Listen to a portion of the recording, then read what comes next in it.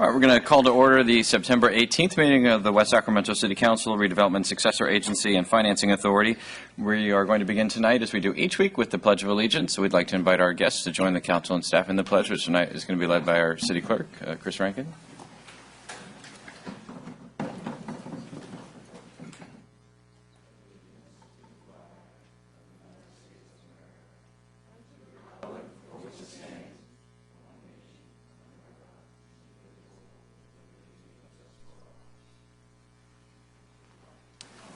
The council did not meet in closed session this evening, so we're going to proceed directly to item 1A, which is matters presentations by the public on matters not on the agenda, but within the jurisdiction of the City Council.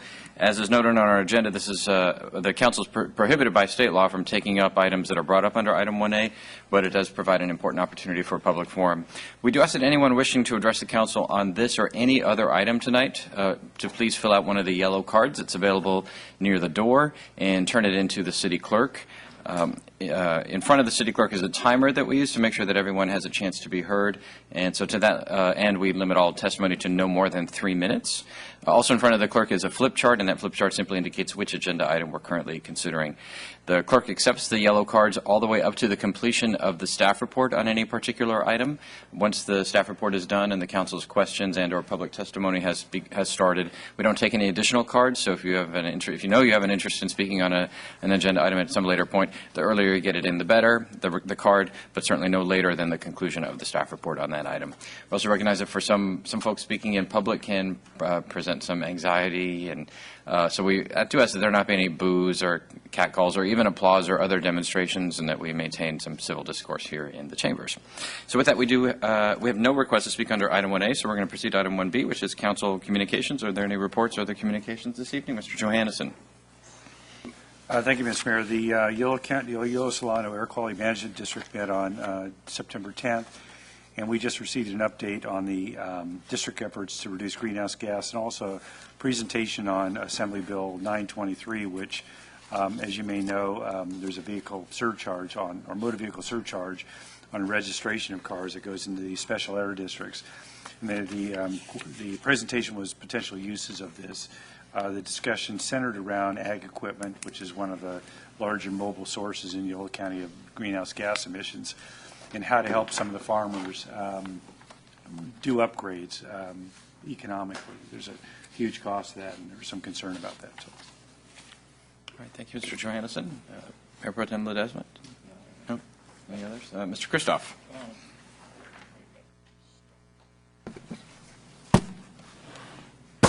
Very briefly, Mr. Mayor,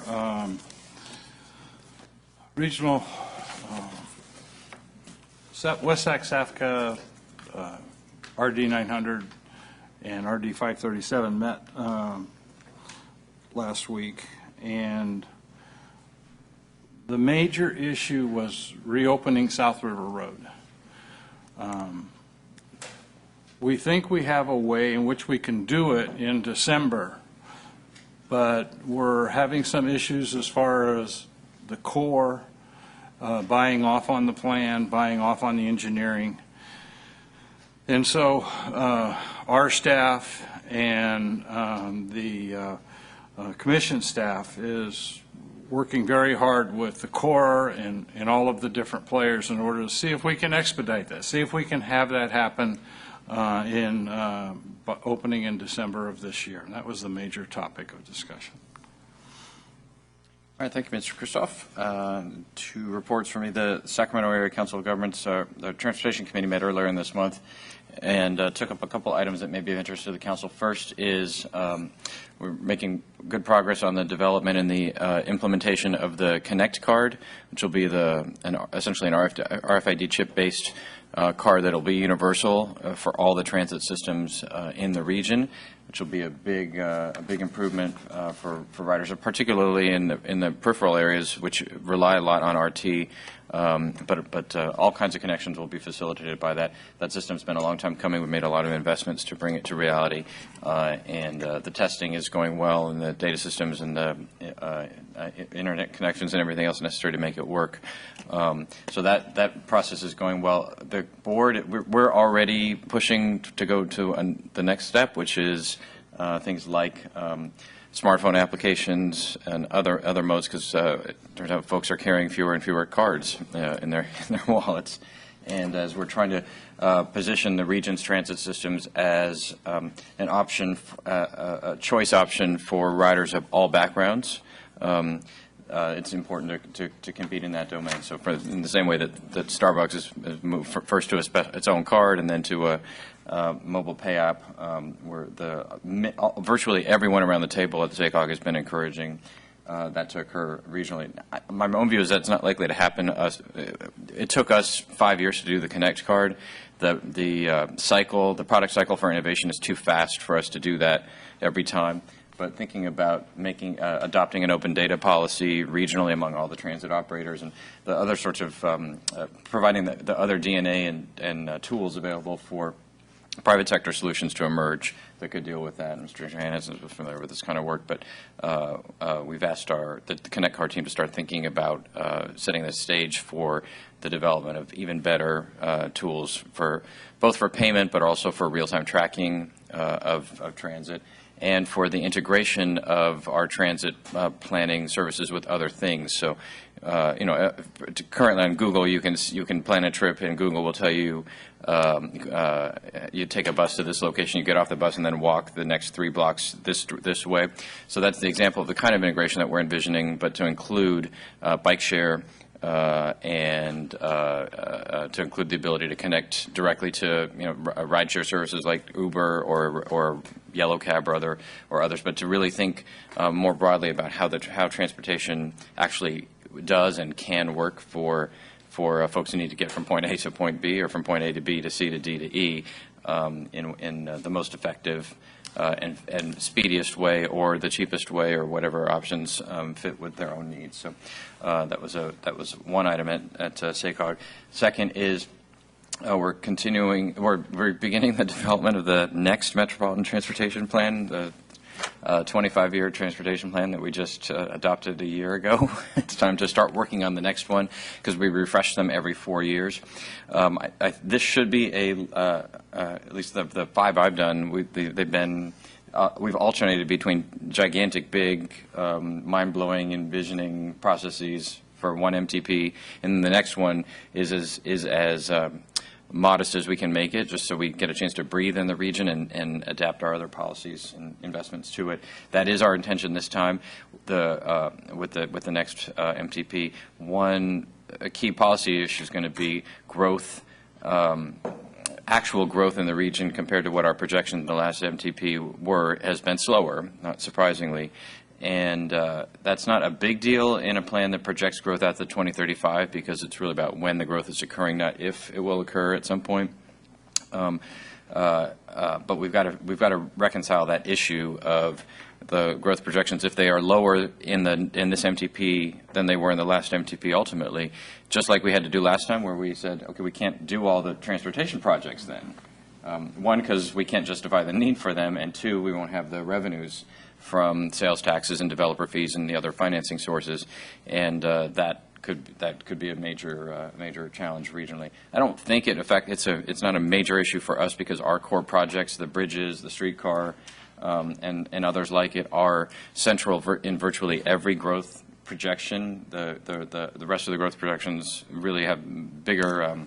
They're squishier around the margins of the region than they are at the urban core, but it's definitely an area to be paying attention to in terms of how the growth forecasting gets done and occurs through that process. Then lastly, from SACOG, I mentioned at our last council meeting that we were trying to figure out a strategy to deal with the fight between the federal government and California about the pension reform as it applies to transit workers, and the possibility that the federal government would be withholding several $1 billion of transit dollars for both construction and for operations, because the federal law has a very specific provision with respect to transit workers, unique from all other public sector workers, with respect to whether local agencies and state agencies can change their pension benefits or not.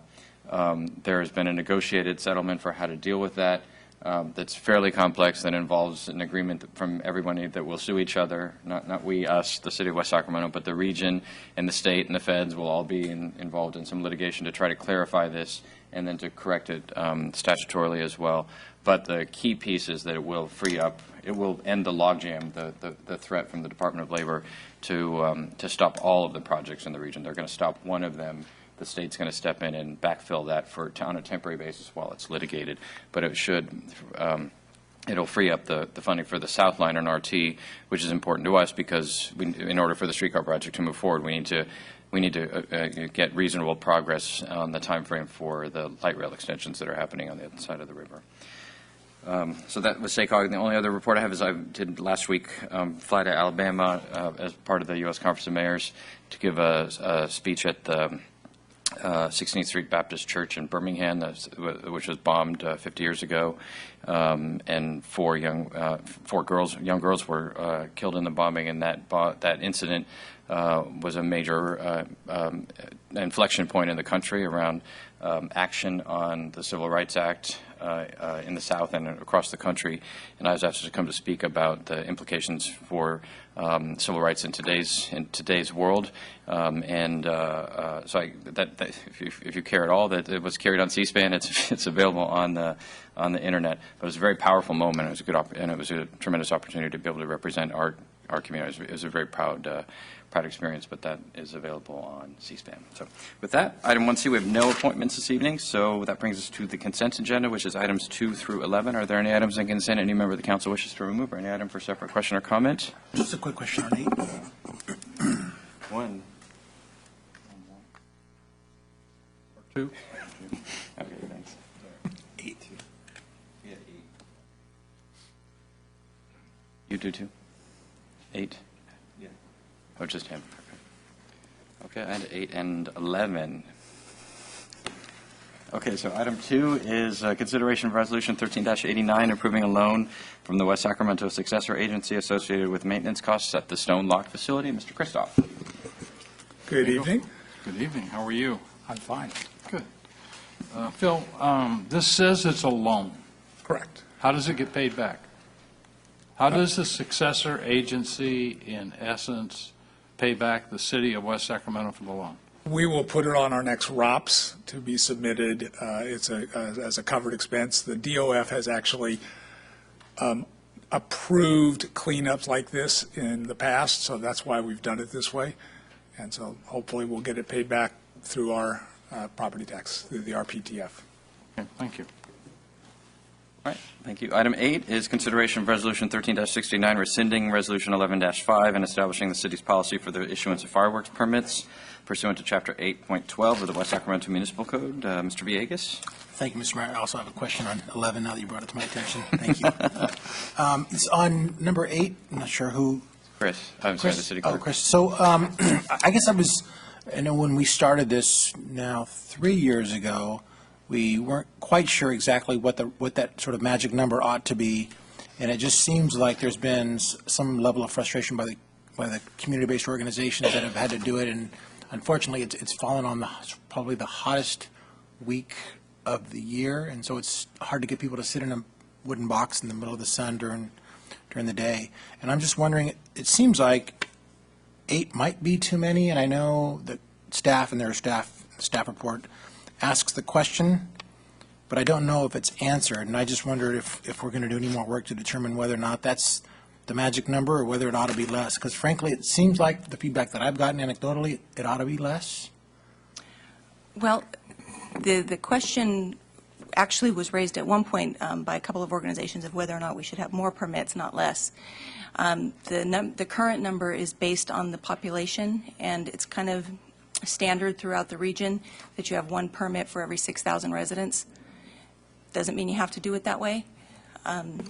If we have... So, and I think I understand why there would be an interest in having more, not less, and that is probably because folks that aren't getting selected want to bite at the apple.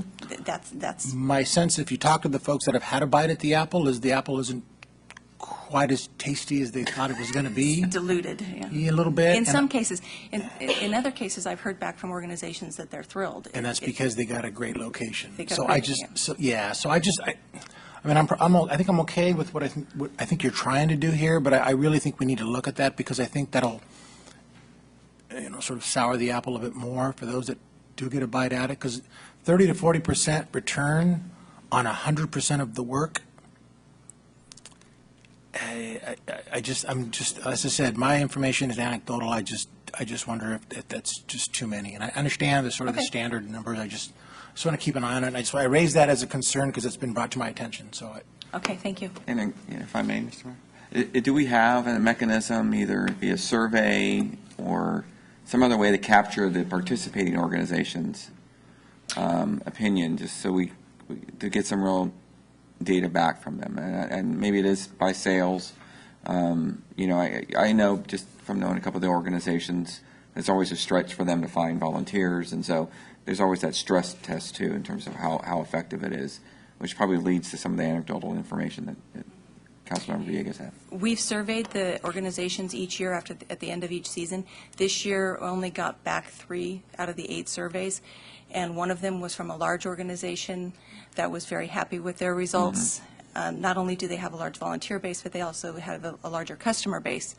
And another survey was from a smaller organization, and they were not happy with their location or their turnout. So you get 6 of one, half dozen of the other. Okay.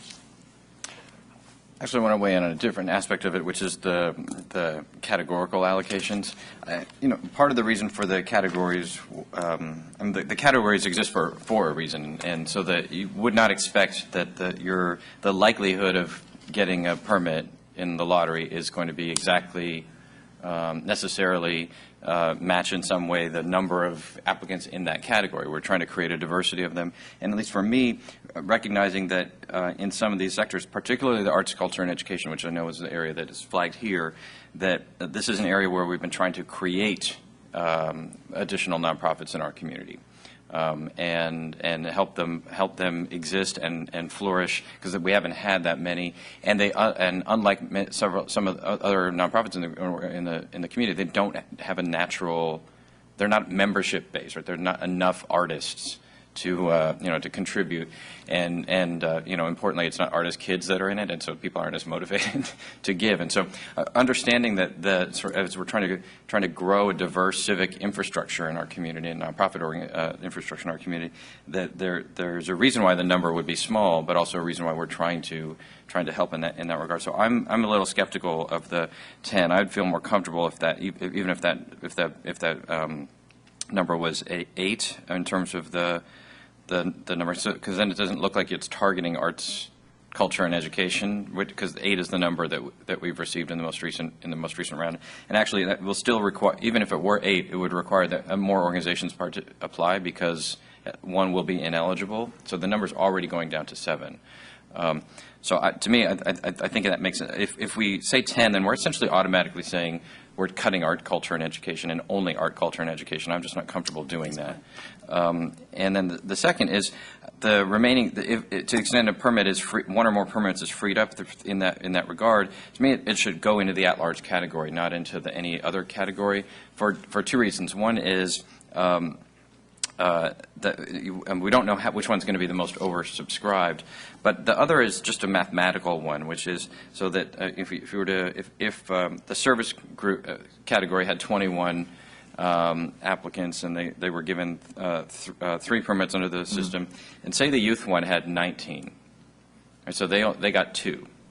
The difference between the 2 in terms of their number of applicants is pretty insignificant, 21 versus 19.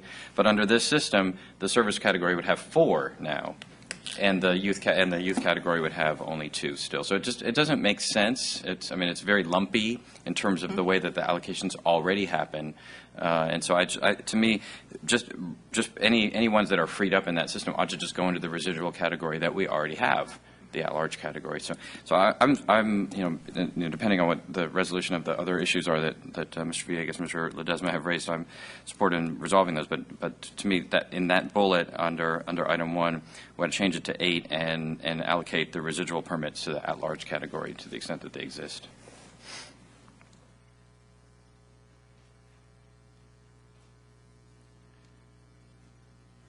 Is there further discussion?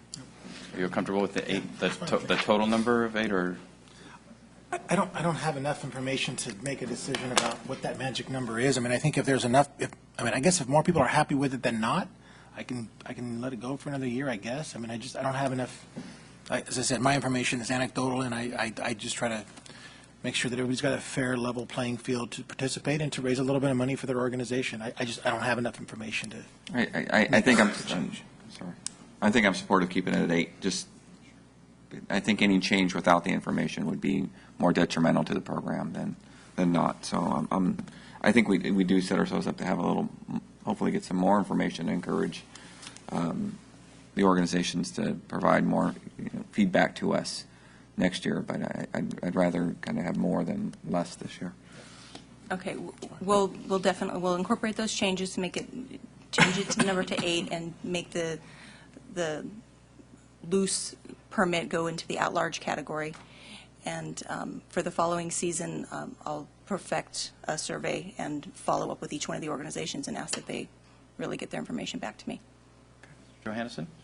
To what extent are we looking at the partnerships that have been developing around these booths? Because I think, I know one organization, basically they had a number of nonprofits that were in one booth, and then among themselves they allocated the proceeds depending on hours put in. So you could have, for example, a small organization that wins the bid for one of these, and just to have out there that, for example, if it's an arts and cultural education win, then they should reach out to other groups within that kind of category and have like an arts booth or something along that line and make it more of a theme thing. And kind of more cooperation among the organizations, because then you have a higher volunteer pool and you just have to work out how you're going to pay each other. I think it wasn't that problematic. Yes, that's an excellent point, and some of the organizations have gotten very good at partnershiping with each other. And they come to the lottery already partnered up, and they work well together and they share their resources. Okay. All right, then item 11 is the minutes of the September 4th meeting. And I just have one request that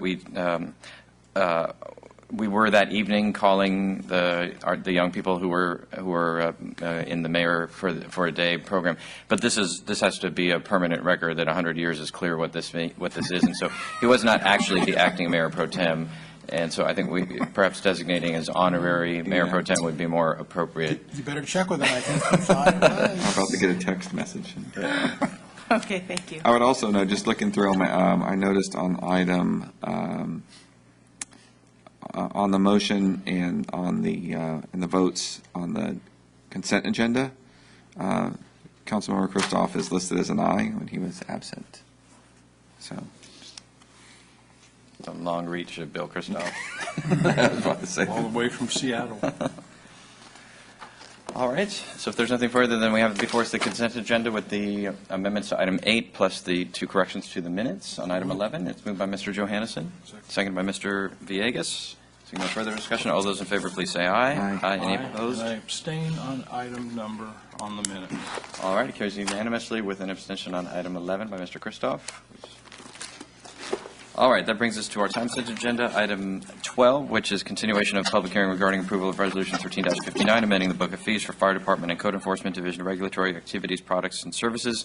The city manager has requested that we continue the public hearing to November 6, 2013. Is there any objection? Hearing none, that'll be the order. Item 13 is continuation of a public hearing regarding approval of Resolution 13-67, the abandonment of a portion of West Capitol Avenue and retention of a temporary public utility easement. And the city manager is recommending that we continue this public hearing to a date uncertain, to October 2nd. Right? Is there any objection? None. Seeing none, that'll be the order. Item 14 is public hearing and adoption of Resolution 13-65, adopting a 2013 housing element. Mr. Huerta, Mr. Tilley.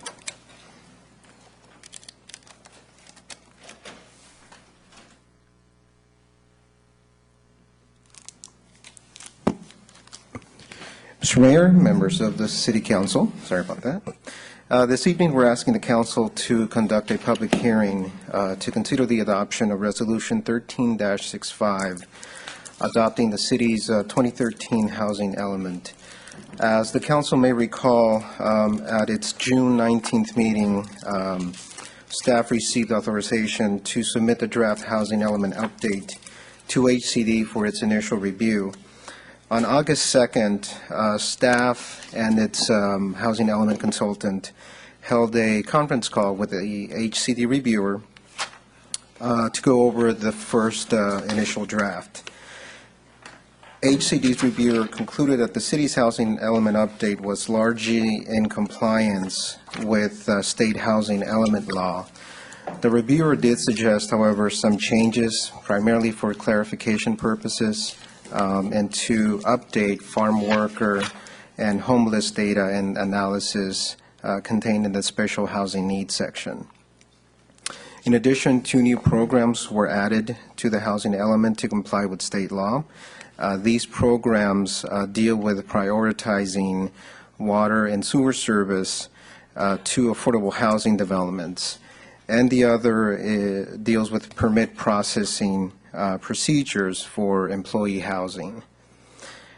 After incorporating the recommended changes and subsequent review by HCD, HCD issued a letter confirming that the city's housing element update was in compliance with statutory requirements.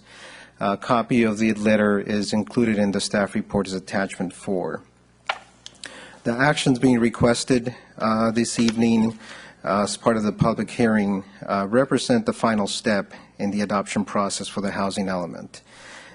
State law requires that local jurisdictions formally adopt its housing element within 120 days of the statutory deadline of October 31st, 2013.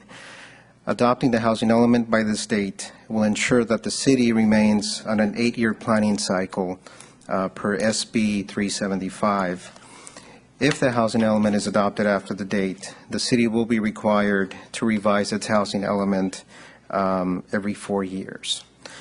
That pretty much concludes my summary of the report. Staff is here to answer any questions you may have. Are there any questions before we open the public hearing?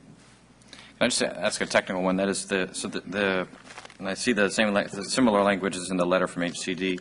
You indicated that to remain on an 8-year planning cycle, we have to adopt the housing element within 120 days of the statutory due date? Correct.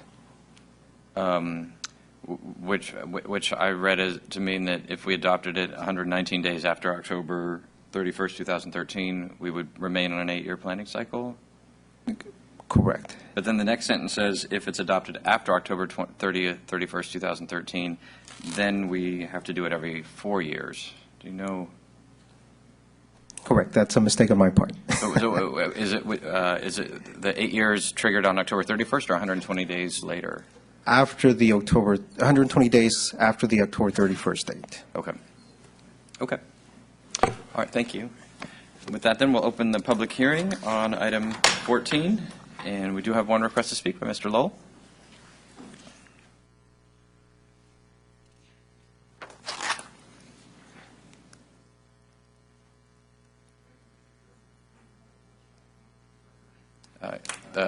Mr. Lowell, I think the mic has been turned off. There you go. Testing. Yes, it's on now, I think. Once again, William Lowell, West Sacramento, for the record. And as I stated in previous meetings, I think we should include, if it's not already included, the option for those who buy new homes in West Sacramento. I think there should be an option to include this universal design or wheelchair accessibility, and that does not mean we have to build these stairways, ramps like what I just had built for my older home, but you wouldn't have ramps. It wouldn't be that conspicuous, and it'd be so much easier and cheaper to have that to begin with, so that as you age and need a wheelchair or walker or whatever, you don't have to go through that, and it'll allow people to live longer in their existing homes, and I think it's a very good investment, and I think it's a sign of the times that we should, like, once again, give them the option. You don't have to say all of them have to be built that way, but I think new home buyers should be given that option. Thank you. Thank you, Mr. Lowell. All right, then with that, we'll close the public hearing on item 14 and return it to the council for any further questions or discussion. Mr. Villegas? Yeah, thanks, Mr. Mayor. Just a couple pretty basic questions, but I think they're worth asking. Page A1-20. Well, I guess that's not it either. A1-24. There's a statement in here that says a growing number of homeless people in the Sacramento area are individuals and families who have full-time jobs but do not have sufficient income or savings to obtain suitable housing because of the high initial costs or monthly payments. And I'm just wondering, in light of the next item that we're going to be discussing, and I just want to make sure I'm understanding how this information is received. So are we talking about folks in West Sacramento, or is it just kind of a generic statement about the region in general, or just a trend? Or can you help me understand a little bit more about how that gets the second paragraph there? Second paragraph in page A124. A1-24, I guess is what it is, yeah.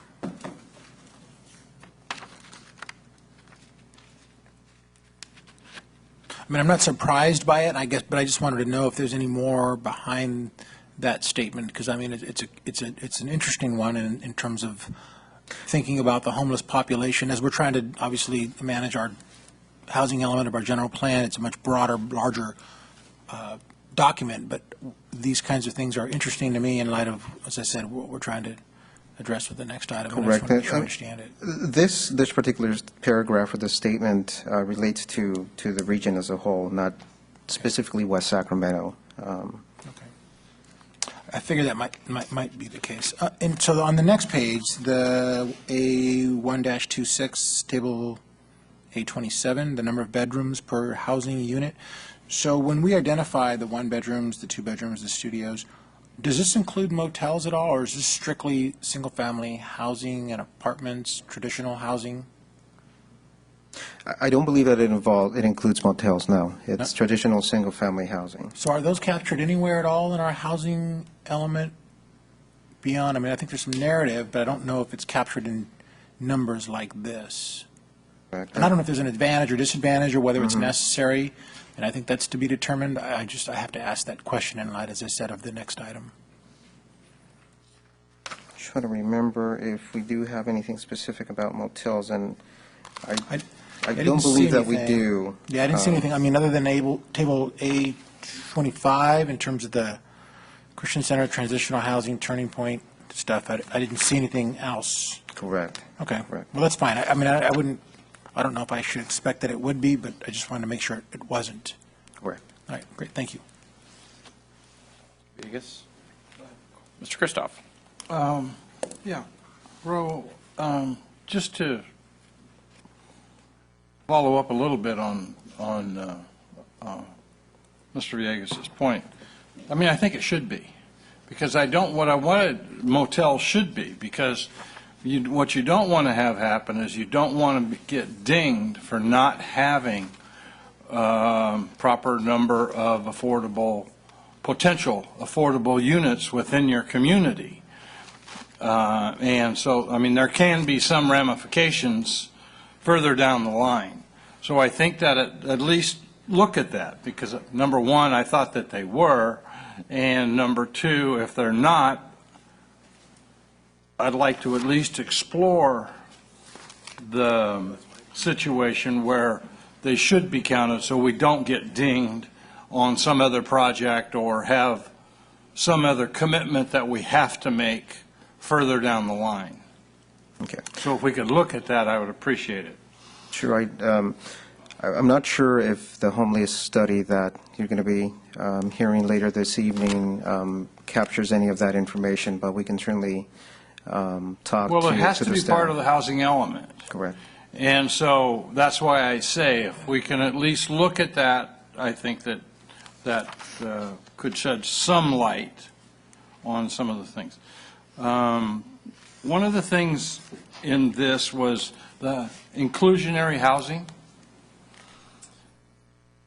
I didn't see where we had changed from the 5, 5, and 5. And I had assumed that we had made that change from the 5, 5, and 5. Correct. The change is reflected in the program itself. Let me find that for you. Hell, I just had it. Oh, here it is. A3-14?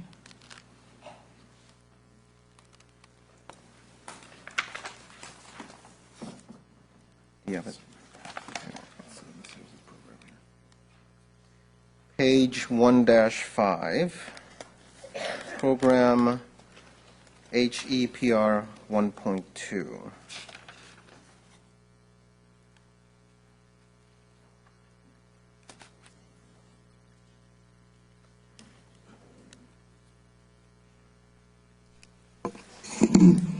Raul, If you, are you looking at for the target objective, which is on the next page? Okay, go on. I got you. 1-6? Correct. Page 1-6. Okay. The top of the page I see. describes the new breakdown that we have incorporated or will be incorporated into our inclusionary housing ordinance. Okay. Okay. Okay. That's fine. Thank you. Any other comments or questions? Just a couple. On the density bonus provision of the housing element, we've already done that, haven't we? So will this be corrected to reflect that it's already been accomplished? It commits that we will change the ordinance, but that's already been, it's had its final approval, if I recall correctly. It's just in terms of keeping it up to date. Just also to point out, I know it's noted in here, but we won't have a new RENA obligation for a long time. One of the advantages of SB 375 was it aligned RENA with the MTP, Sustainable Communities process, so we don't have to do we won't have to do another RENA even with this new MTP. It will be the MTP after that. So we have a while for RENA. Then on page A318, there's the discussion around the permitted impact fees, and there's a statement here that I want to take issue with, and because we've had this debate many times, and although we may not all agree on the answer, I know we don't agree on this answer. And so the statement that leads off here is that our permitted impact fees contribute to higher housing costs in the city. Land and construction costs produce a single-family home that would be unaffordable to a median income household, and our fees add nearly $60,000 to this price, and that just does not comport with any of the basic economic literature around about how the price of housing is set. So this assumes that the price of housing is set entirely based on the cost of supply. Right? So if the cost of building a home or buying the land for a home goes up by $1, then the sale price of the house will be $1 higher. That doesn't match up with any model of microeconomics there is. Price is a function of both supply and demand. And depending on the market, it is often the case that price is set entirely, in our market, is more by demand than by supply. So if people are willing to spend $400,000 on a 4-bedroom home, it doesn't matter whether it costs $300,000 to build or $250,000 to build. The price is still $400,000. No builder or developer in his or her right mind would set the price of the home at $250 if a buyer is, or at $300 if a buyer is willing to pay $400. And so this idea, which is we hear often from the Builders Association, and that's their job to say this, it's stated here as though it's a categorical fact. And although there are market conditions under which supply will be the primary determinant of price, they're not the typical ones. And so we've had this debate many times, and I don't mean to try to resolve it today, but this sentence implies that we have resolved it in a way that I think is way overly simplistic from just a basic economics perspective. And so I would like us to rewrite that that paragraph in a way that does not draw that conclusion, which I think is not supported by basic economic theory or any other literature. As a categorical statement, as I said, there are certainly places where this occurs, but it is not. I'm an economist by training, and this definitely popped out at me immediately. Was that's just not a reasonable statement of how a market economy works, and it's certainly not. During periods when we've seen our housing market heat up, it is not heated up because the costs have gone up. It's heated up because of the demand side and bidding wars happening that have had zero to do with the cost side. And so I don't mean to suggest that permit and impact fees have no impact on the on the price of housing ultimately, but this sort of very simplistic dollar for dollar correspondence is definitely not correct from just basic economics. So I'm not suggesting we write the opposite. It's simply that we not say this. I'm trying to figure out a way to tactfully say this. I mean, you have to look back at history. What did we go through for the last 5 or 6 years? I mean, we had a heck of a downturn. And I think that there are times when I think what you've said is absolutely correct. It makes no difference. But then there are times when it does make a difference. And I think that you have to look at probably what's going on in the banking industry today is for when they lent money on those homes and how quickly they are trying to get those homes back into property owners' hands rather than the banking industry's hands. And I understand the bank doesn't want to take a loss on them, but at the same time, they really belong in the property owner's hands. So it's, I think that taxes, fees, and all of that really goes into what the price of a house is. And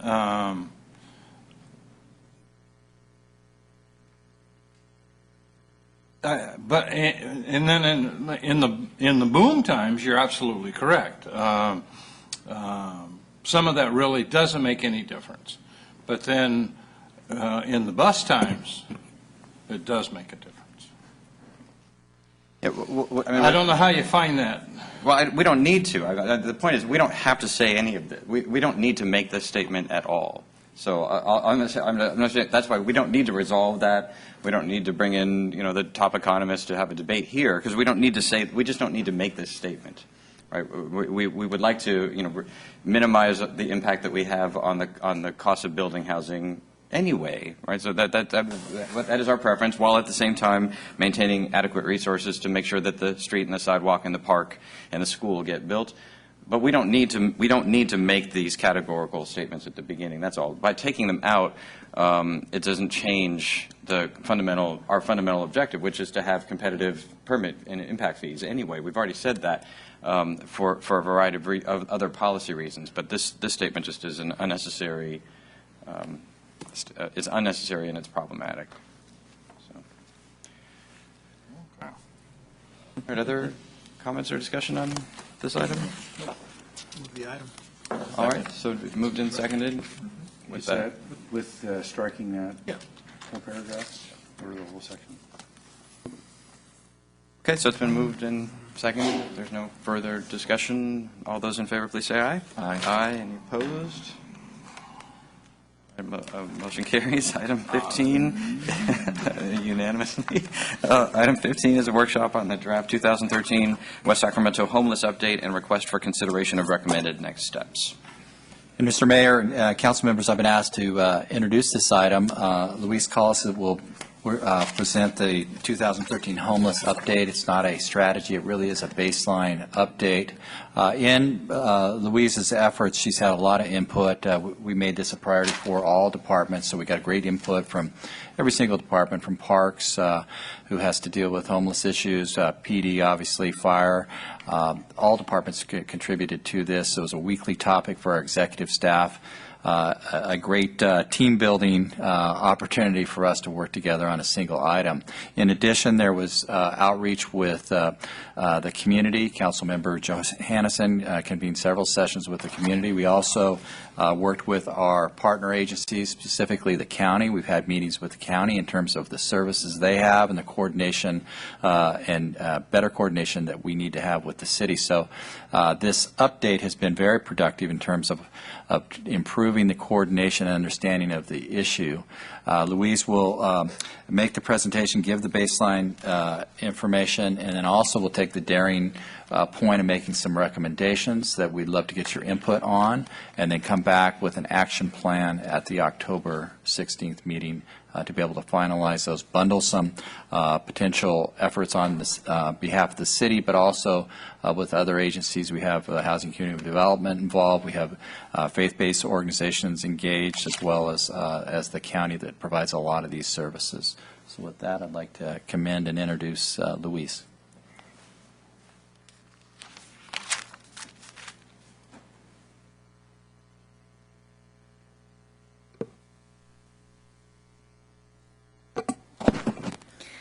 Good evening.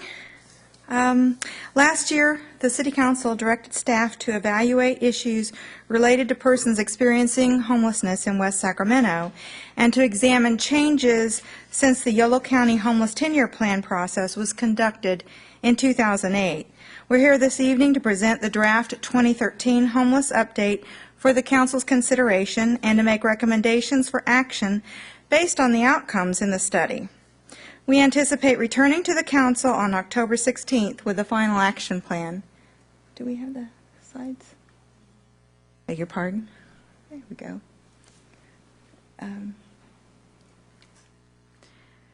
The Council heard an initial report on June 19th, so this presentation will be limited to about 5 or 6 minutes, just outlining the major themes. The Homeless Update is intended to provide the Council and the community with the best available data on the status of homelessness in West Sacramento and to provide documentation of community engagement and need for future funding applications related to our homeless programs.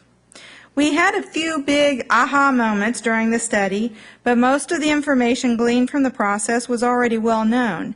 However, in compiling the data, observations, and concerns in context with best practices from across the country, the Homeless Update endeavors to provide the Council and the community with insight on methods to achieve the best outcome with our limited available resources. I should note that many community members have given generously of their time to participate in this process, and I recognize a number of faces here, so we have a number here with us this evening. West Sacramento has a significantly higher percentage of unsheltered homeless, chronically homeless, and unsheltered veterans than Yolo County as a whole, and Sacramento County also. Chronically homeless persons are those who have been homeless for an extended period of time and who have one or more disabling conditions. There's no emergency shelter, mental health treatment, or residential substance abuse treatment beds in the city, which contributes to these concentrations. In addition, homeless persons have explained that we just have conditions along the river that make it a desirable location for their camps. West Sacramento differs from the surrounding communities because homeless services and camps are located in or near residential neighborhoods. Also, there's a considerable number of persons living in the motels, which was recently mentioned, along West Capitol Avenue. Many of those also face challenges similar to the chronically homeless. Serving this clientele requires an approach that differs from programs serving recently homeless families. Research in the update confirms that helping families in crisis retain their housing or to secure new housing quickly is much less costly than helping persons after they have become homeless, not to mention that it is much less disruptive, especially for families with children. Throughout the process, residents and business owners expressed concern for the plight of the homeless and were eager to learn how they can best partner with the city to seek compassionate and effective solutions. There is no doubt about it, homelessness is costly. Cleaning up after persons digging through trash containers or after incidents of vandalism, increased calls for service for police and fire, and even the Parks Department, as the city manager mentioned, has incurred thousands of dollars in costs for cleaning up after campers. Homelessness is a drain on county resources and local service providers as well. And we should not forget that the homeless themselves pay a high price. Those living in illegal camps must move frequently, which can result in the loss of the few items of value they may possess, such as clothing, ID, medications. The homeless who participated in meetings and interviews for this study said they want their voice to be heard and they have a desire to be a part of the solution. Many obstacles impede access to their obtaining affordable housing, treatment beds, transportation, and jobs that would be needed to become self-sufficient. As a result of all the conversations held, the update proposes 4 guiding principles for the council to consider when making decisions regarding homeless issues. First, the personal safety, dignity, and property rights of neighborhood residents, business owners, and homeless residents should be respected. The immediate needs of the homeless, such as food and shelter, should be addressed, but coupled with measures to prevent homelessness and with programs that place individuals and families on the path to self-sufficiency. All residents, including the homeless, must be accountable for their actions in order to preserve the quality of life for the entire community. And a successful approach will require cooperation with public and private agencies, regional partners, homeless residents, the business community, and our neighborhood residents. Based on the results of the homeless update, staff recommends that the council consider the following actions. Improve coordination between nonprofit, faith-based programs, as well as Yolo and Sacramento counties, and the city should work with the county to obtain funding for services targeted towards the needs of chronically homeless persons. Families at risk of homelessness need prevention services and rapid rehousing assistance. The city should support collaboration by continuing the enforcement and outreach efforts of the West Capitol Avenue Safe and Secure Team. I believe you heard some from them recently. And by engaging the business community in efforts to address homelessness. Another key recommendation is to explore opportunities to relocate homeless services to non-residential areas. The council may consider working with the Broderick Christian Center to secure a new location for the emergency shelter under development, and to adopt standards to assure the appropriate location of future service delivery facilities. In summary, a successful effort to address factors revolving around homelessness in West Sacramento requires the involvement of the entire community. This concludes my presentation. I'm available for any questions, and we also have Scott Thurman and Barbara Fleck from the consulting team who led the outreach and research efforts for this study here tonight. Thank you. All right, are there questions? Mr. Johannesson. Louise, just one. On the principles, the accountability, where does personal responsibility fit in? And accountability, to me, seems more it's you do something, you're held accountable. Well, there's also the principle that people need to take personal responsibility for their actions as well. Well, Is that similar? That is exactly what we're talking about, but it's both for the homeless as far as being accountable for the results of their actions, also for businesses or residents who may be unknowingly acting in ways that contribute to more homeless problems.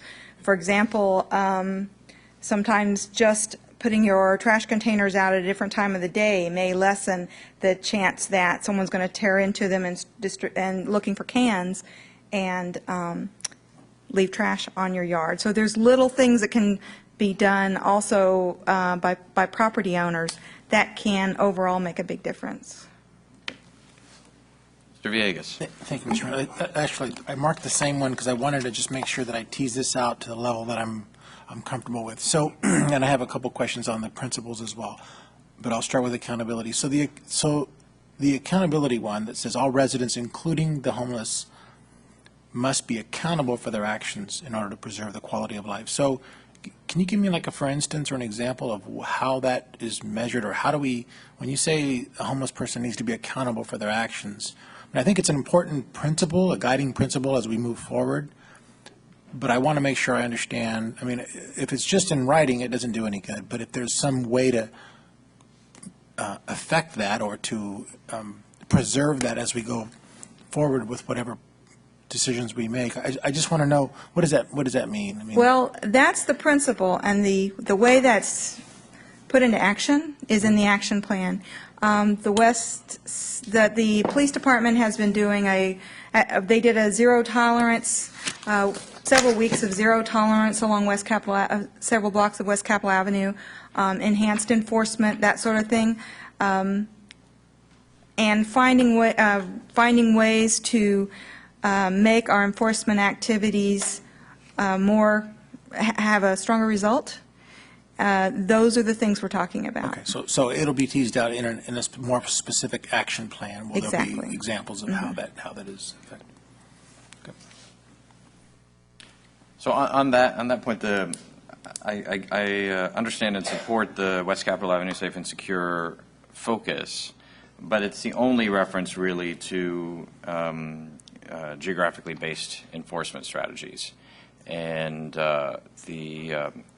the riverfront, the Washington Square neighborhood, and now really in some ways all over the city, we have similar challenges. And if we only pick one area at a time to do focused enforcement in conjunction with other strategies, all we're doing is moving the problem around, and it's a problem. So what it wasn't clear on any of the next steps recommended is where is a very robust enforcement strategy that goes along with this that will assure the safety and the security in neighborhoods throughout the city. And Mr. Mayor, if I could, Louise, Chief McDonald and Deputy Chief Stevens in their last presentation talked about West Capitol Avenue being the first phase and starting with this geographical area and then going citywide. So we could flesh that strategy out in the October 16th proposed action plan, but that was the idea, that we would start on West Capitol Avenue and then move a higher degree of enforcement citywide. Yeah, okay, but that it needs to be laid out in this. I mean, this is a comprehensive strategy, and as I've said before, many elements of this I am not supportive of doing if we just do those. That either we're doing the whole thing or we're not. I'm not interested in the city becoming a major player in health and human services, which is not our mission under state law. That's the county's mission. There's a role for those services to play, but I'm not interested in sort of expanding our whole mission if it's not part of a comprehensive strategy that achieves all of the principles. And enforcement is a critical component of that for the reasons of accountability that have to be more than just a statement in the document. And I know for some folks it makes them uncomfortable.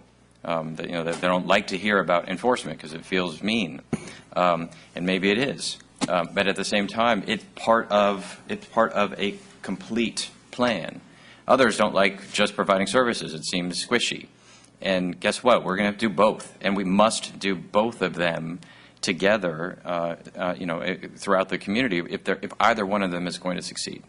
And so I just want to be very clear that we don't, that we're not just focusing on one area, or that we're not focusing on one area at a time, because we've seen that movie before too.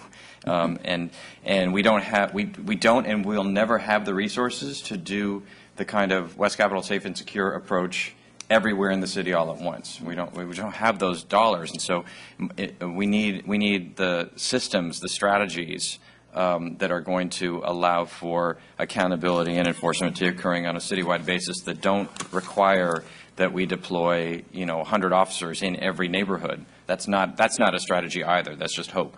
And so that we have to pay attention to that in terms of how we continue to flesh out these next steps, and particularly in the action plan, I think. Mr. Johannesson? Go ahead.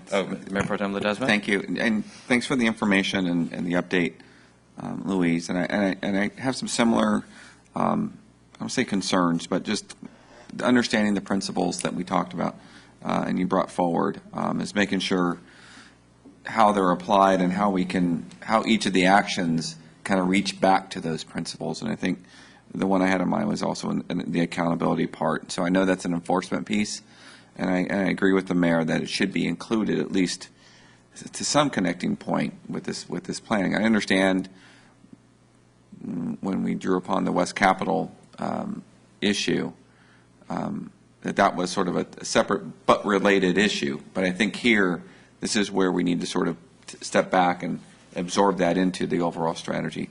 A couple of other areas in terms of, maybe it falls in the cooperation principles, but in your sort of, I'm trying to find the page, forgive me, but you start to make some recommendations, and the partnerships one comes to mind. And there's a couple of things, I just have questions on how the county how we're approaching this, and you put in here unique factors in West Sacramento, which just kind of just stood out to me, and I didn't know financially, I didn't understand the impact of the chronic homelessness had in our city, and I'll say it's not shown here, but the fact that it's based on what you have here in item 4 and unique factors, the population of chronic homeless comprises 45% of the homeless in West Sacramento, when it's 7% is found in the remainder of Yellow County. And so I'm trying to correlate what services the county provides for them and how much we're actually receiving to support that. Well, when you're talking about chronically homeless, you're talking about persons who have one or more disabling conditions. In general, those are mental health issues, substance abuse problems, physical disabilities, or a developmental disability. Most of those services are located in Woodland, some in Davis, a few in West Sacramento. We do have CommuniCare that does do some day services. But for someone who has it's very difficult to deal, especially with substance abuse or mental health issues, with someone who is unhoused, someone who is living in a camp along the river. And that's what we have. And so services targeted to that population really don't exist in Yolo County. Or the ones that do exist are not in West Sacramento. So there are some mental health treatment beds, crisis beds in Davis. Right. There's some treatment beds in Woodland, getting people who are very, that don't have a lot of trust. These are people that are living on the river in very, very disconcerting circumstances. It takes a while to establish enough trust to get them into services. Those people, for them to start making those relationships with, aren't here. So there's a big gap between where the services are and where the people are. Well, and I understand. I'm not looking for so to say the easy. I know this is not an easy answer. None of this is an easy answer. Well, I guess what I'm asking is in our conversations with the county at this point, do they understand that there's a gap there too, and that we're depending on in Yolo County? You pointed out earlier, the attraction for homeless is the riverfront, and I'm just at this point I'm trying to get to the level of if our county supervisors understand the gap, and are they willing to walk with us to see if we can bridge that gap in some way. There's not going to be a 100% total solution to that. We've had some initial discussions, and we're continuing to work on that with them. I mean, there are some people at the county in the ADMH, Alcohol, Drug, and Mental Health Department, that are talking to us right now about how it's not that the city wants to take over the county's mental health department. But what we're doing is trying to find ways to partner with them to get them or other service providers in West Sacramento. Sure. And I think that's just kind of my point, is that dialogue, just to further that dialogue, that has to be an emphasis, because that is their scope of responsibility and not ours. And if this is pointed out very vividly and some of the other points you laid out too, the amount of what we have in West Sacramento is unique, and we have to deal with. The other one has to do with our relationship with Sacramento, because as the mayor pointed out, we're sort of pushing, if we do something in West Capitol, we might push it out to Southport or to other parts of the city as we enforce camp enforcement, whatever else. Well, that goes the same with Sacramento. They start to enforce, and they have enforced encampment, cleaning up the camps along the riverfront or the parkways. They might move this way if we're not doing the same. So I think in your, and I'm looking for the page, I think it's later on in the report, there's some illusion that maybe we should start talking to them. I think we need to start talking with them, have better coordination. I think Councilmember Johansson started that, but I think we need to maybe look at intensifying that. It's just, I don't see a solution, at least, and again, it's not going to be 100% cure to this, but there should be some coordination between the two cities, because they're invariably going to end up with similar problems, and I think there's an opportunity there to at least address that. So again, there's some observations of mine on what I saw in this so far, and I do appreciate you as well in the report laying out the cost of doing nothing, and I think that was important to lay out for us and inform me as to what is it costing us today, in terms of doing nothing, or to what degree, in terms of the police calls we get and the fire and medical calls we get, or the housing them or taking them to a facility, even the county jail. It costs money to deal with that. So it's important to understand that if we can do nothing, it's probably going to cost us more than doing something. So thank you. Mr. Johansson and Mr. Kristoff. Yeah, just maybe to follow up on the mayor's point. I was going to bring it up after your comments or the public comments, but one of the glaring holes here is who's doing this. You've got an implementation policy, you have reaching out to do this, you have coordination with that, but we haven't made a decision. Is that going to be the city, or is it going to be some separate entity, like a step forward type entity? So as you're moving forward, we need to look at implementation. And sure, we can go through the next steps, but the question is who's going to do that? And, the city really isn't in the business of providing these types of services. It's more a combination of services from the county. A lot of the nonprofits do these types of services. And it's kind of cobbling together the resources is typically how this is done. So, the question needs to be answered of, is the city going to take this on, or is it going to take more of a facilitator role? For example, be a convener of have a staff person assigned to, a nonprofit that includes police and all the stakeholders, something along that line, or is it going to be done internally within staff? So I don't necessarily think it belongs in staff, because I think, it's really not our function to provide mental health services, and you don't really have the stakeholder buy-in, I think, when you have one entity that takes this on. So that's just a comment that I didn't see in here in terms of next steps. We can talk about that a little bit more. Mr. Kristoff. Yeah, Louise. When the consultants did the study, who did they consult with? Did they consult with neighborhood associations? Did they consult with homeowners associations in various parts of our community? We had a number of people here from 6th Street and California Street last time that were concerned, very concerned, because things were happening in their neighborhood. The property owners came in and they wanted to upgrade their homes.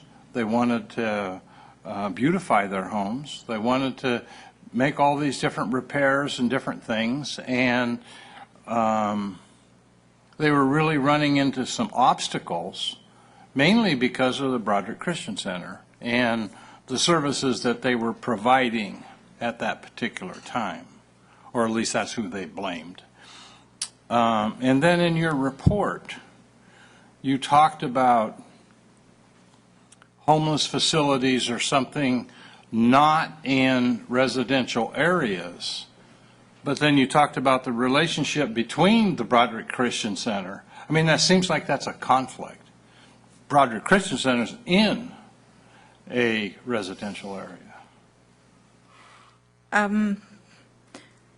Well, as far as who we spoke to, actually, I see some 6th Street residents here tonight. There were a number of people from the areas that you mentioned that attended meeting after meeting after meeting, and were very, very vocal about their concerns. And Well, I can tell you that we have a homeowners association or a neighborhood association where I live. None of those people ever contacted. Never. I don't know if something needs to go into city lights. I don't know what kind of notification we can make so that we have residents from the Southport area attending. There's a number of homeowner associations that are out there. And people from Bright, those people aren't really being brought into the discussion. The only people that are really into the discussion are the people affected, the homeless folks and their advocates, and then all of the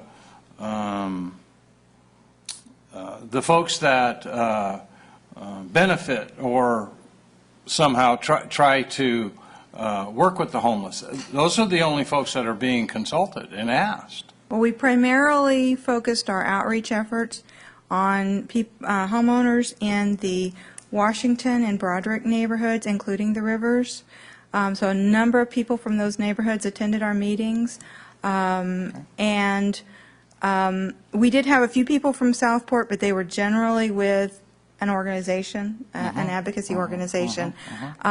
We focused on those neighborhoods primarily because they're right now the most affected by the homeless, and so we felt like we really needed to hear from them first, that their input was critical.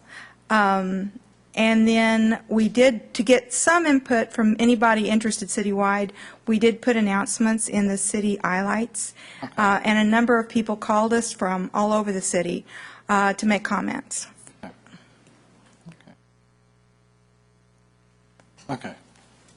Villegas? Yeah, just a quick comment on Councilmember Ledesma's comment about the sort of, if we want to bump up our game here, depending on the path that we take and the role that the county will have to fill in filling in some of those gaps.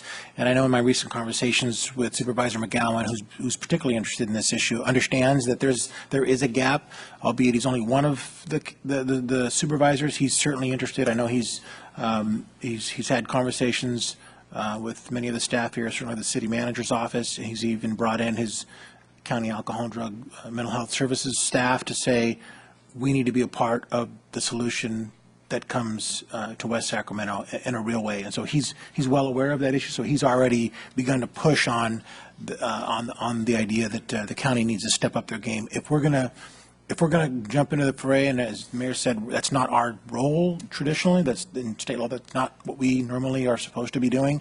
But if we want to do something to affect what clearly is a problem, we're going to have to bring those partners to the table, and the county's at least expressed interest in stepping up and being a partner.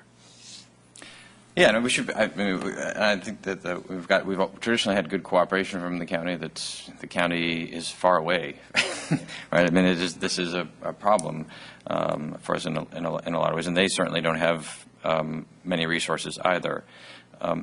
Just to return to the enforcement issue for a second, because I think for a lot of folks, they think about this as a sequential thing. Well, let's first provide services, and then once we've solved mental health, substance abuse, poverty, then it's okay if you do more intensive enforcement.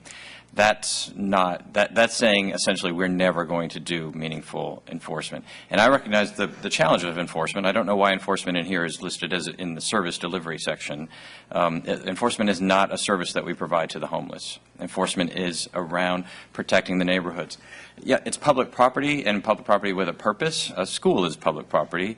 And if somebody decided that they were going to begin an encampment at Bright Elementary School, there would be justifiable outrage, not just in our city, but across the country, that you would not send your children to a school with adults camping at it because it's not safe. That's obvious. And the fact that, and regardless of whatever may be the causes of the homelessness situation that has led somebody to choose to camp there, because it has power and water and a restroom, it still does not overcome the fact that that is a public property devoted to a public purpose, in that case for the kids. What we have in neighborhoods in our community, it's not just for those that aren't living with us every day. It's not simply dealing with a homeless person that you're passing on the street, maybe panhandling. That is not the primary issue.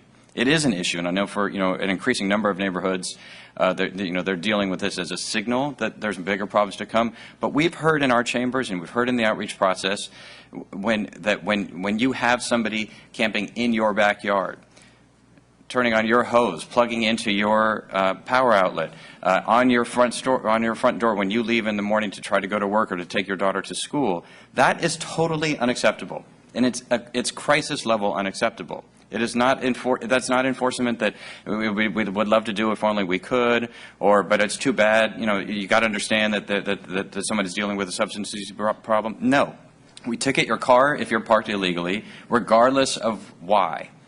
Because we have to, we're protecting that parking space. If you make a left turn on a red light, we are going to cite you, regardless of the reason. And we need to deal with both of these challenges simultaneously. And I'm making and this is I'm saying this in particular because this is our primary responsibility. Under the laws of the state of California, we have primary responsibility for ensuring public safety. And the county has primary responsibility for ensuring the adequate delivery of health and human services.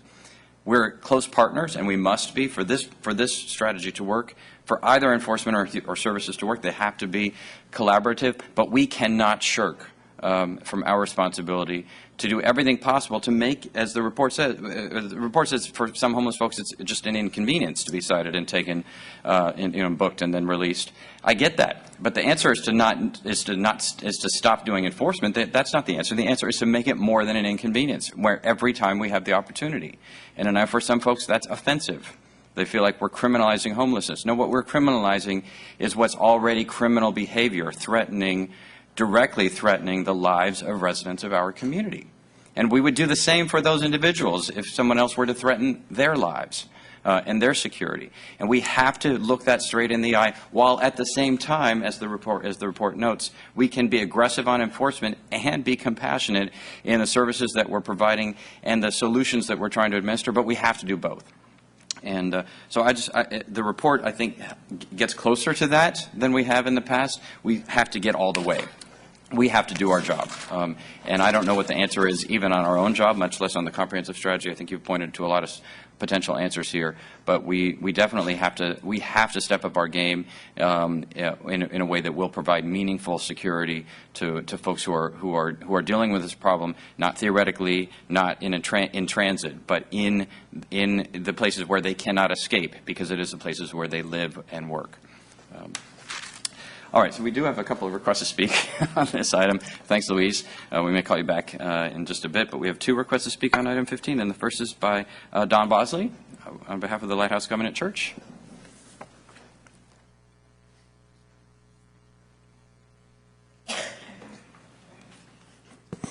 Good evening. Thanks for the chance to speak. I appreciate it. I'm greatly encouraged by the process that we've all got to participate in, that the city has facilitated. It has gone on for a couple of years, and though that process has been maddening at times, it has been maddening to me. It has been frustrating and felt like it was going nowhere.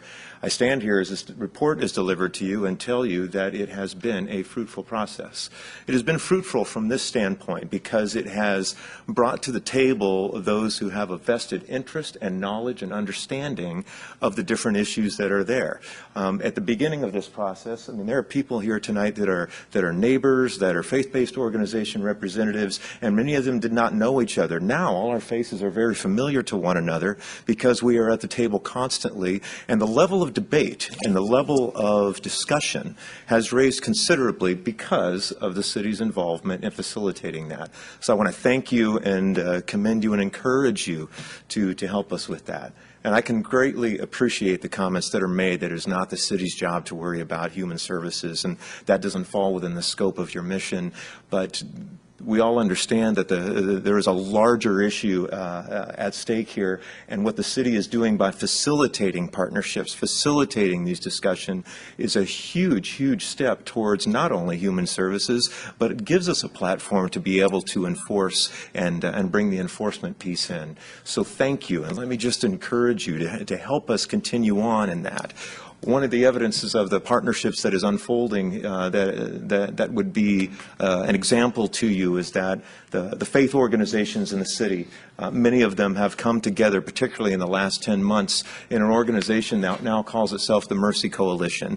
And it exists as an assembly of faith-based organizations coming together with the simple purpose not to advocate a certain strategy, not to advocate for a certain system or a certain provider, or not advocate for them, but simply to consider what are the issues before us and how can we be helpful. Evident in the report is a history in West Sacramento of starts and stops on this issue, contentious relationships between service providers and government and enforcement and all those things. And I got to say, the faith community at times has contributed to that by ignorance or self-righteousness, and for that we have to apologize. But that day is not this day. This day is a day of partnership. We invite you to continue to open that door for us. We are here as available resource to you. We have a great desire to see this become another gem in West Sacramento's crown, if we will. Thank you. Thanks, Don. All right, and Steve Peterson, on behalf of the Metro Place of Washington Square Homeowners Association.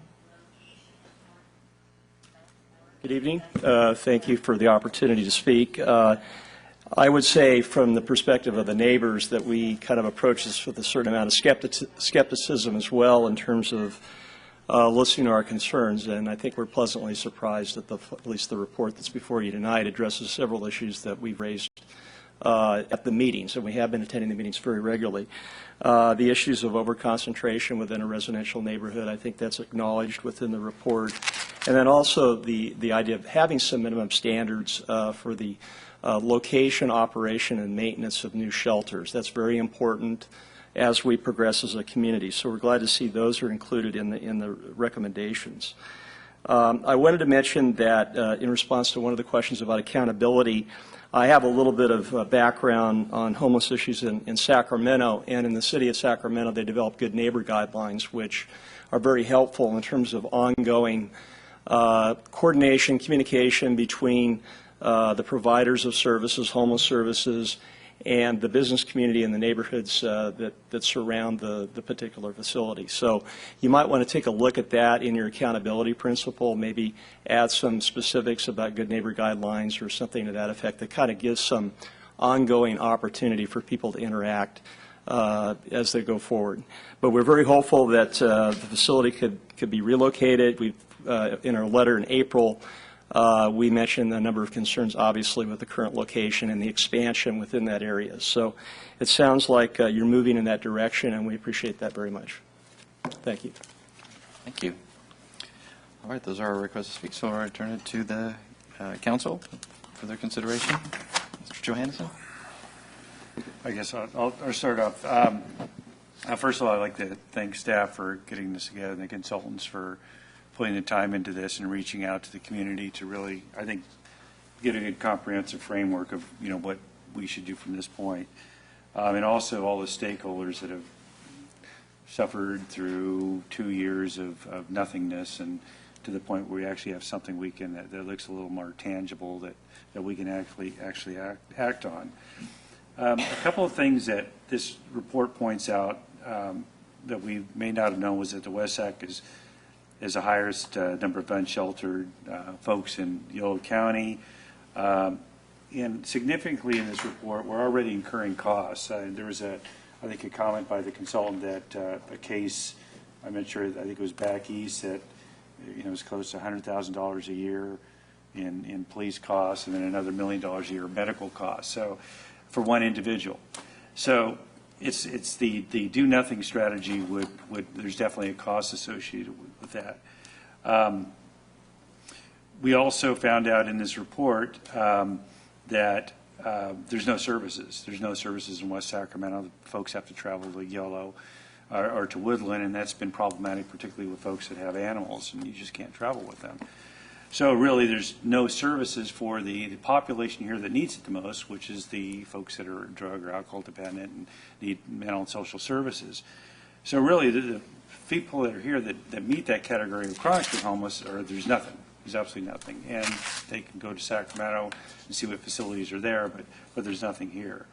And there's also a lack of the detox centers in Yolo County in general. So there's a lot of things that really were pointed out.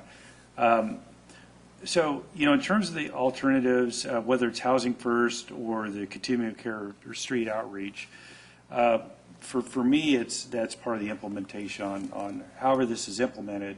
It could be one of those. It could be multiple of those. It could be a mixture. It could be the West Sacramento flavor of how you do this. It could be a number of those things. But for me, the critical issue is how is this going to be accomplished? And I know right now there's recommended steps. But I would advocate for some type of separate entity to do this, that the city would, again, help facilitate and create institutionalization of the homeless policy.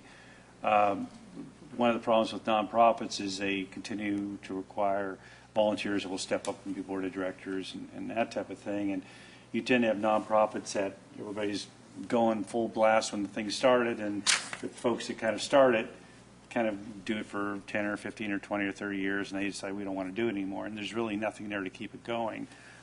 Well, homelessness is not going to go away, and I don't think there's any opinion up here that we're going to do anything to stop homelessness in West Sac, but what we can do is certainly help folks that are in need and also help the neighborhoods and the businesses that are being adversely affected. So, going with the concept of some type of nonprofit, to do this and have city funding going either staffing or providing some type of coordination services, I think it would limit the city's exposure, but also have the effect of coordinating services, because you already have a group of stakeholders that have stuck with this over the last 2 or 3 years. And so the folks that are interested in this. So you already have kind of a group for that coordination to begin. And you probably would want to have the coordination a little more formal, maybe an information exchange, maybe a database that you could, exchange between people who need services and people who provide services. But again, that's all the stuff that the implementing organization can help to do. Helping the at-risk families, we saw in here 44% of the homeless are women and children, and those folks are usually the priority to get off the streets and get into housing. We don't have housing here, so this organization would also, one of the stakeholders would be a West Sac Housing Development Corporation, I would imagine, that actually goes out and rehabilitates homes or apartments and creates affordable housing at the very low end. And that would be in conjunction with services that can be offered there. This more of a entity that would do this would also help bring stakeholders in. You obviously would want the faith-based groups who are interested in the process, and also homeowners, but also the business community, and start having folks kind of put their money where their mouth is. And we all need to be into this together. You could either form a P-bid and have enhanced security systems and just brush the people out of there through enhanced security, or you can have an organization that works closely with law enforcement to actually accomplish the same purpose without just a draconian sweep type approach. And the other advantage of having a separate organization would be obviously the ability to fund it. If it's a 501c3, then there's fundraising activities that you could do. You could partner with the city and other government organizations to provide these kind of services. So I think it opens up a lot of doors. I think it cleans it up in terms of how we implement this. The city's out of the business of providing homeless services, only supportive in terms of law enforcement, maybe some assistance in grant writing and those types of things, CDBG grant funding, and things that the city's doing anyway. So that's kind of what I would advocate what we do from here, and then have staff maybe look at that option of what that would look like. I think it kind of helps encapsulate this. It gives us an entity to kind of do this. It creates some institutionalization. So, we can actually take this plan and have a group that would sit down and say, okay, now we've got this plan. Let's see how we're going to implement this. Villegas? Well, yeah, I'm not. I guess I start from a completely different perspective. I need to define what the target that we. Let me back up. I think we've all acknowledged, and we've had many conversations. We are not going to solve this problem by ourselves or anytime soon. This is a wave, a tidal wave of proportions that I just don't think, regardless of the number of resources that we muster up here in our community, we're going to have. It's not going to end anytime soon. So I think, but that doesn't absolve us from trying to do something. But that something needs to be, in my mind, defined, and we need to have a focused attention to say, how are we going to measure whether or not what we're doing has an effect, and what will that effect be, and what is the population that we're trying to affect? I can't get beyond that. I understand there's several principles, there are several components. There's the broader sort of enforcement component that needs to be incorporated, but I just can't get past, and maybe it's premature, I need to understand what is it that we're trying to affect. I mean, if we were to say, and I'll just throw this out, the veterans, for example, we've identified that there is a veterans homeless population in West Sacramento, and we wanted to focus our attention on veterans to say, for the following reasons, and you could substitute veterans, women, children, foster youth, you pick the population, you pick the profile. And we said we want to affect that to the extent that we can measure whether or not what we're doing, the resources we're spending, are going to have some impact. If we all agree that we're not interested in measuring it because we don't care what the impact is, we just want to feel good about what we're doing, we can institute a series of services and just continue to do that and feel good about what we're doing and call it a day. But I think if we want to be measuring whether or not what we're doing has an effect, we need to identify specifically who it is we intend to serve and not say we're going to just service everybody all the time, 24 hours a day, because I just don't think that's going to have, I mean, we can go walk away feeling good about that. I just don't think that's going to have, I don't think that's going to have the kind of effect that we ought to have when we're using public resources to try and affect a public policy issue that we're dealing with. And so I guess I need to maybe stop talking and listen where the conversation goes in terms of how we're going to determine what this population ought to be, but I just can't get past, and I've brought this up before, I just think we need to define the problem more crisply for me before we can determine what we want to do about it, and I can't get past that. Mayor Pro Tem Ledesma? Thank you. I agree with Councilmember Villegas. I had the note here to myself, and what does success look like? And I think it is important we take an opportunity to try to define that as part of this. And just even if it's articulated from different, I'm sure if you ask different folks, they'll have a different idea of what success should look like. I'm just, the folks over around the broader Christian Center I know have probably a firm idea of what success looks like. And I know we've had an idea, I've heard complaints of issues along West Capitol, and so we know what success looks like. But it's just I think it is important to your point that we have some sort of target we're reaching for and be very realistic about it. Just kind of get caught up in the cliche that there's no target, you're never going to hit it. So we just need to sort of have that and be okay with it. I think that's one thought that I wanted to make sure we tried to go for as we can bring this back. The other one, I want to piggyback on something Councilmember Johannesson talked about, is in the implementation, is identifying roles of who does what. And I think this is a real opportunity, and Mr. Bosley pointed this out, is that we've had in terms of the organizations coming together. And I really want to challenge that notion of the organizations coming together, because what's being articulated is a contract, for lack of a better term, about how we will address this, and we're making it clear. I think we've heard from the city that we don't have the services necessary to be the one organization that can handle it all. We're going to have to partner with the county and partner with other jurisdictions, maybe Sacramento, whoever it may be, and facilitate those discussions. But really, we understand that the folks in the room and the folks that have been participating in the neighborhood associations, this is a group effort, and that's the challenge that I'm kind of coming to, is along with your expectation of us as a government and representing you, is that we should be doing something about this. I get that. But I'm also going back and saying there's an expectation that this cooperation that led us to this point, we need to now push that towards action, and whatever we come up with as a community, as a plan, and whatever targets we want to hit, the challenge is on all of us, is to sort of play by the rules we're setting and the framework and the principles we're agreeing to, and all of us should have a role in that. Now, I'm lucky enough to be a part of a parish that's very active in their community. That's part of that. It's on me as that resident, and what am I doing to further that? And it's also to some of you in the neighborhoods that have already coalesced around trying to get things done in your neighborhoods to help to push us to do our job in enforcement or having these definitions. But I think it is around, okay, what next?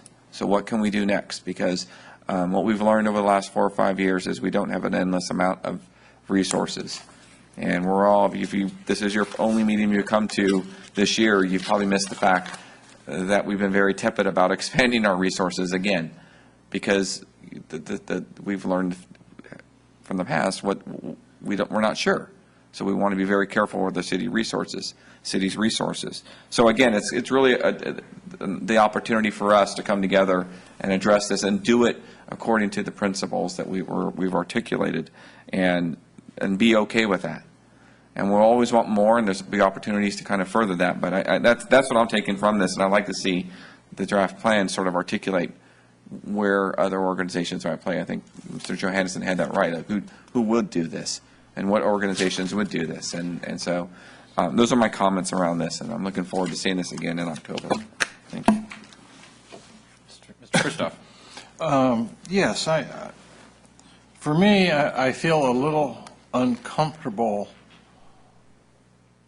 because I don't think we've gone far enough. And I realize that this is a draft plan.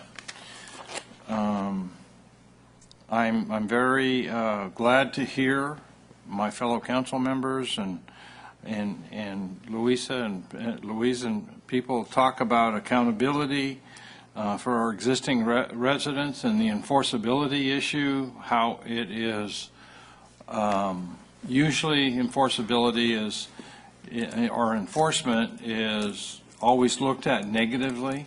Well, it doesn't have to be.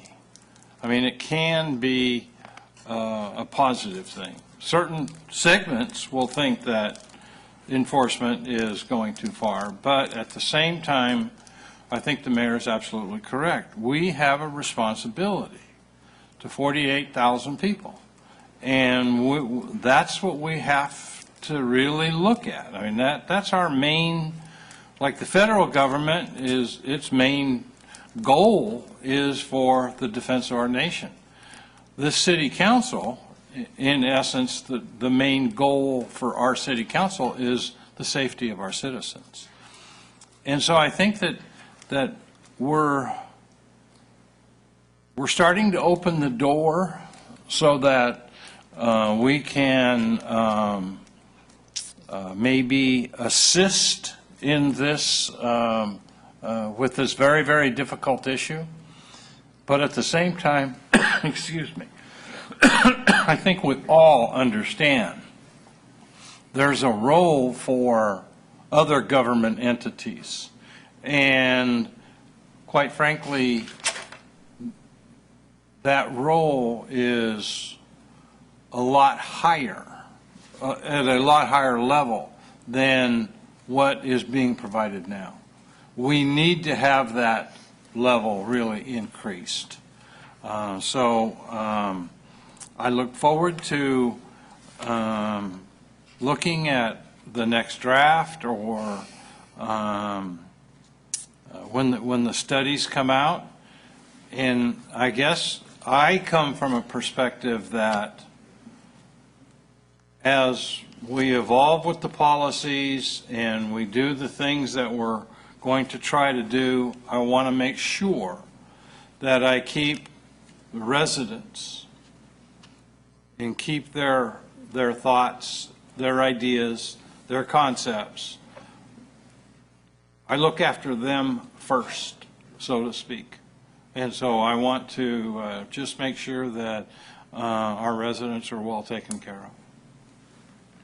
So I support the recommended steps. I don't want there to be any confusion about what the comments I made earlier. I think these are solid set of steps for us to be taking. So looking at the relocation issues, at the standards issues, at the partnering with the county and others around some of the grant opportunities on services, and the coordination of the police department with other agencies. There's a lot. The steps all make sense to me, and I think we ought to move forward with. We shouldn't keep searching for the perfect comprehensive solution to everything before we do something. And so I do think these steps make sense.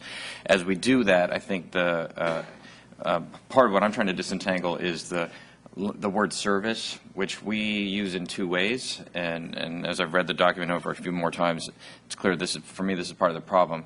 By service, we include services for homeless individuals of the nature of food, blankets, the kinds of services that are provided to make it possible to survive while you're homeless. We also use the term services to refer to things like treatment for substance abuse or mental health disorders or to deal with disabilities, and those are not the same thing. And they're delivered by largely distinct delivery mechanisms in our community, and faith-based organizations tend to be better at one than the other. As an example, government tends to be slightly better at one than the other. Although we often talk as though better coordination and access to these services will actually result in the change, which is not necessarily the case. Simply connecting someone to mental health services does not solve their mental health challenges. It can help. It's certainly better than not, but it isn't as though, just like many of our services are not 100% effective, and this is certainly the case on mental health and substance abuse, that simply making that service the connection to a government program or to a center that the county operates does not in and of itself guarantee that even most of the clients of those services will be suddenly free of the forces in their lives that have caused them to become chronically homeless. But thinking about those two in different ways, because the mental health, substance abuse, disability services, to me, they're more interventions, and thinking about them not simply as a client, but as a community responsibility. They are part of this continuum of service to enforcement. And so it's not simply that we're making it available and providing a coordination. If you consistently choose not to connect to those services or to not follow through with what the mental health counselors and mental health professionals are recommending that you do, the level of accountability that you have for your actions does increase. It would increase in a court of law, and it does increase in our community as well. If you're willfully refusing to take advantage of those, what we think of as services, but are just as important for the community, interventions, that needs to be part of what our expectations are. And so as we think about how the ways in which we enforce, the ways in which we allow services to be provided, and if we have a large population of folks who refuse to access those services or to comply with the recommendations that those services demand of them, and that's a group of folks camped in a particular location in the city, then I'm very comfortable banning the provision, banning mobile trucks that are providing other sorts of services in those areas as well. There has to be a concordance between the various domains of accountability. Accountability not meaning simply the kind of legal violations of other people's lives and property, but also for taking joint responsibility with us and with the county and with the faith-based community and other volunteer organizations to actually solve one by one issues around mental health and substance abuse and some of the chronic disabilities and other causes of chronic homelessness that we have here. And so that's an area as we continue to evolve this plan and the action plan, I think we need to focus more on is not simply think about connecting people to services or coordinating services better that will itself move the needle as much as we need. That we need to figure out carrots and sticks that cause those services to be taken up in ways that really will meaningfully change people's lives and get them out of the cycle of chronic homelessness if we're really to make a dent in the challenge that we're facing. But I do think we should, in addition to keep thinking about this and working on it and making it better, that we ought to begin to move forward. I'm comfortable with the whole set of steps, although some of them are vaguer than others. But at least if the council is not in concurrence with all of them, I think we should at least give some direction to start moving on some of these elements. Well, Mayor, on that regard, could I just ask a couple clarifying questions? In the recommended next steps that we'd come back on October 16th, on number one, in terms of improved coordination, we don't see the city having a major role, if any, in terms of delivery of mental health, drug, alcohol prevention. We see the county, which has offices in West Sacramento, is taking a step up. We don't, at least at the staff level, we don't see the solution of creating a new entity. It's the fact that the entities that are here today could step up and better coordinate.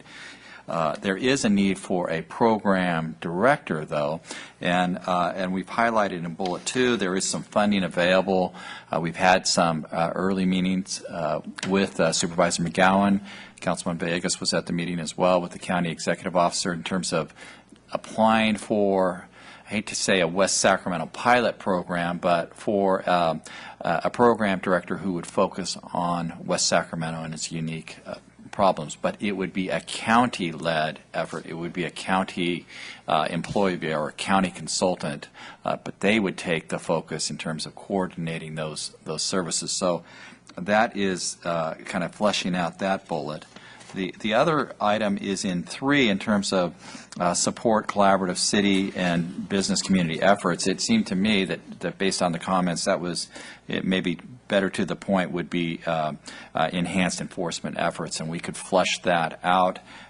It was mentioned in here there is outreach with the business community next Monday about West Capitol Avenue, but it would go beyond that. We could flesh out that enforcement.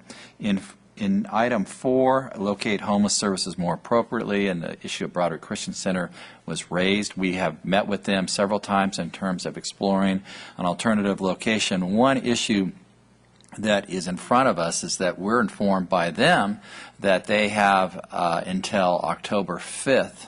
They have a deadline from Housing Community Development of October 5th where they have to go back to the department and say they've decided on where their location is. Clearly, we're not going to be in a position to be able to find an alternative location and have that resolved by October 5th. So if there's representatives from Broderick Christian Center, we need to work with them in terms of moving that, seem like sort of an arbitrary deadline of October 5th back to give us more time to work. And then on the last item is it's clear that we do need performance measures to see how much success we've got, that we've heard that loud and clear. And one obvious one to us is that we need at some point, once we get this laid out, is have a zero tolerance on illegal camping in the city, not just in one neighborhood, but citywide. Is it that we ban it and we enforce it because we know that's going on. You could say that it's it's due to a lack of coordination of service and so on. But we need to get to the point where we, at least from a staff recommendation, is to have a zero tolerance on illegal camping, because it is putting a lot of burdens on various departments with the city, including fire, that's having to put out fires where people are cooking illegally, and we've just seen example after example of people just completely trashing public spaces. So we would see that as a potential performance measure, and we'll flesh that out and come back to you on the 16th. But these are some of the feedback that we've gotten here in our staff staff reaction to the comments. Mr. Johannesson? Yeah, Marty, I guess a couple things on the, if the county is kind of the lead, it seems like we would lose control. Because one of the things about measurement is that there's a lot of interest here. For example, I think the faith-based group in general will like to see a hand up and not a hand out. And they want to see value for what they're doing in terms of reducing the number of people who are homeless. So there's this concept of enabling conduct versus helping.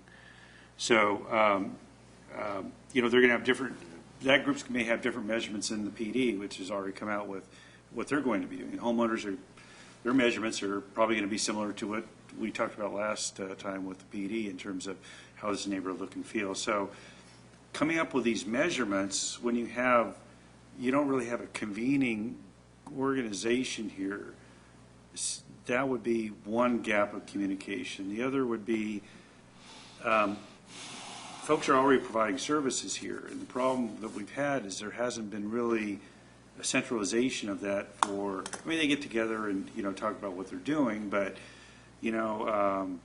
I've got 10 mattresses. Do you need those? Well, it's basically snail mail or phone calls right now. So there's got to be a way to help facilitate that communication and some way to convene people here. It may not be a separate organization like a Step Forward, which I think it's kind of the solution in Sacramento that they came up with this kind of thing. But some way to convene them locally here, not just at county. I can just see it. There's a person at the county staff that, okay, well, it may work, it may not work. And it's too far away. I think we need to have something here. And the other issue about funding, I just want to make sure that, there's a cost to this. If we have any kind of staff allocated, it's obviously going to cost.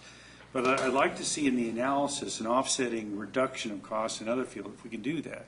For example, maybe the chief might be able to articulate, okay, well, if we do this, it's going to cost this much less in PD resources.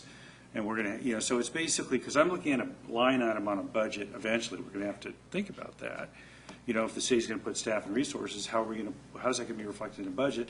Budgets are tight. So I'd like to see if we can get this cost neutral. If we can, it's probably unrealistic, but that would be the goal, because you are offsetting costs of the impact of homelessness on neighborhoods. Some of it's indirect and you can't really monetize it, but others is a direct hard cost that you're spending on additional patrol officers, things like that.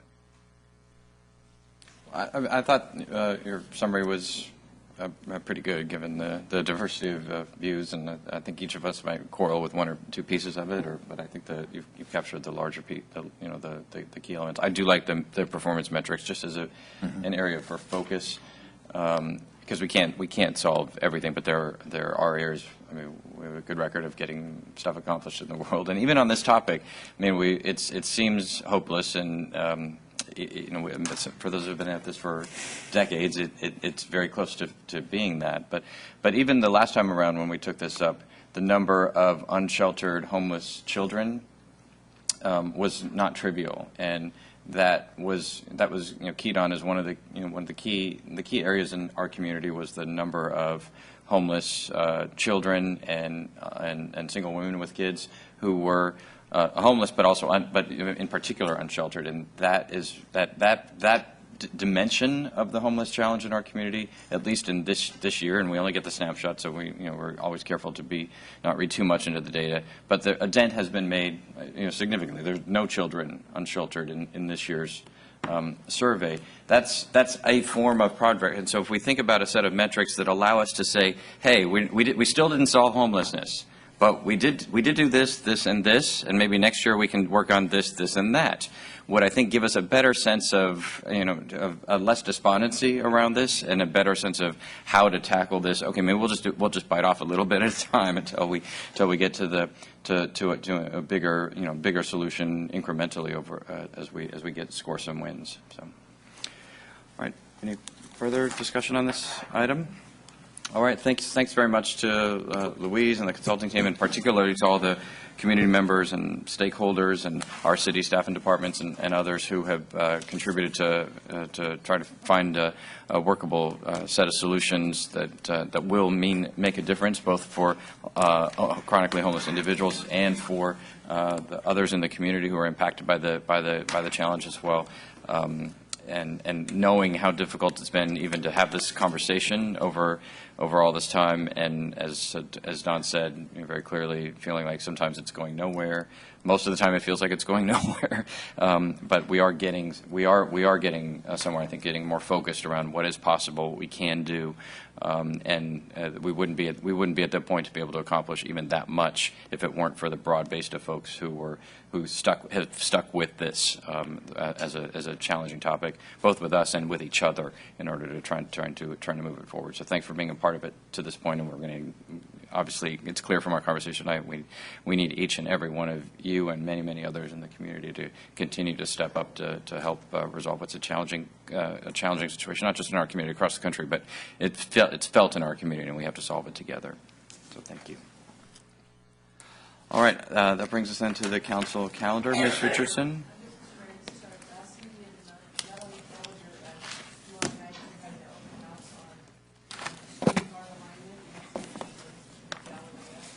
To be the last farmers market season. And I want to remind the council that we're going to be having a meeting with the business community on the Active and Secure program.